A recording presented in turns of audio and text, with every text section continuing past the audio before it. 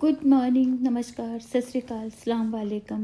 दोस्तों, मैं आज सोशल मीडिया पर सोशल इश्यूज़ नाम से एक ब्लॉग की शुरुआत करने जा रही हूँ, जिसमें आने वाले दिनों में समाज में घटित विभिन्न सोशल इश्यूज़ पर हम चर्चा करेंगे। वो समस्याओं के निदान में कमेंट सेक्शन में अपनी अपनी राय देंगे। मैं अपनी पहचान में सिर्फ इतना ही कहूँगी कि मैं आप सभी की एक गुमनाम दोस्त हूँ। दोस्तों, हम सब अपनी दिनचर्या का थोड़ा सा समय अवश्य ही सोशल मीडिया पर व्यतीत करते हैं, जिससे कि हमारा एंटरटेनमेंट तो होता ही है, साथ ही साथ हम समसामयिक विषयों पर नई नई जानकारी हासिल करते हैं।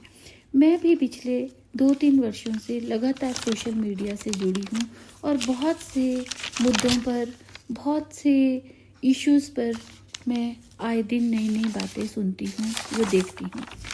तो इन सब को देखते हुए मेरे मन में भी ख्याल आया कि क्यों ना कुछ ऐसे ब्लॉग बनाए जाएं जिसके जरिए हमारे समाज से संबंधित मुद्दों पर हम चर्चा करें, जो डायरेक्ट या इनडायरेक्ट हमसे, हमारे आसपास के वातावरण से जुड़े हुए हैं, और इन विषय पर चर्चा करके और कमेंट्स के जरिए हम उन मुद्दों पर अपनी राय एक दूसरे के साथ बांट सकते हैं।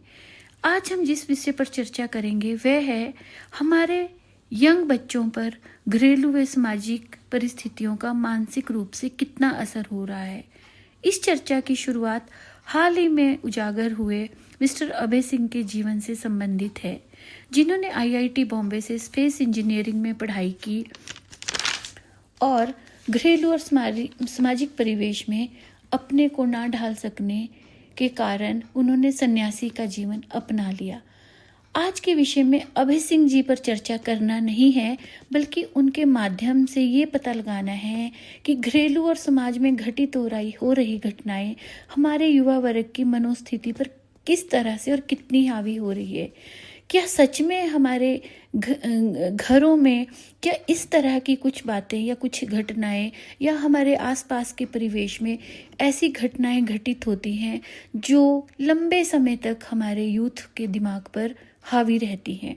क्या इसी वजह से वो इतने बड़े बड़े अपनी लाइफ के इतने बड़े डिसीजन ले लेते हैं कि वो घर परिवार, यहाँ तक कि समाज से भी अपने आप को दूर कर लेते हैं?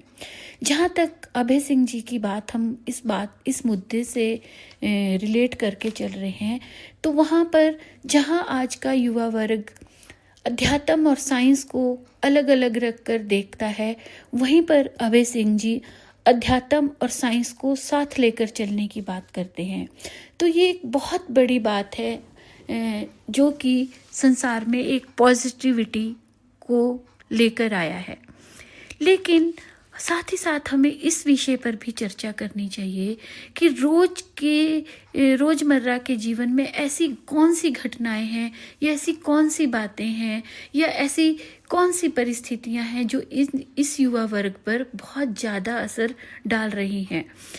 हमारे घरों में हमारे माता पिता को, उनसे संबंधित हमारे रिश्तेदारों को, समाज को, इन सब बातों का ध्यान रखते हुए इन सभी बातों से डील भी करना पड़ेगा। अब हम बात करते हैं कि क्या हमारा युवा वर्ग इन सब बातों को अपने दिमाग पर हावी होने दे रहा है? इसका जिम्मेदार कौन है? क्या हमारे सामाजिक परिवेश में कमी है जो हमारे युवा वर्ग के मनोभाव को समझ नहीं पा रहे हैं, या फिर कहीं ना कहीं हमारे एजुकेशन सिस्टम में कहीं कमी है जो युवा वर्ग को मानसिक रूप से सक्षम नहीं बना पा रहे हैं इन परिस्थितियों का सामना करने के लिए? क्योंकि मेरा मानना है कि अगर युवा पीढ़ी की मनोदिशा को समझकर उन्हें मानसिक रूप से सुदृढ़ बनाने के लिए हम भी अपने अपने व्यवहार में थोड़ा परिवर्तन लाए, तो इस समस्या से हम छुटकारा पा सकते हैं। साथ ही साथ मेरी युवा वर्ग से भी ये प्रार्थना है कि वे भी थोड़ी थोड़ी अपनी मनोदिशा को सुदृढ़ करें, स्थितियों को समझें।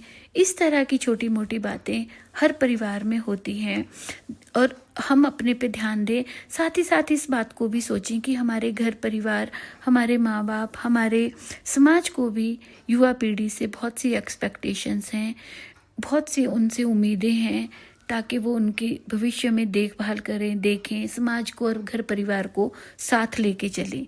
तो मुझे उम्मीद है कि इस तरह की समस्याओं के लिए या इस तरह की जो घटनाएं हो रही हैं उनसे निदान पाने के लिए आप सभी इस चर्चा का विषय बनेंगे और कमेंट्स में अपनी अपनी राय देंगे।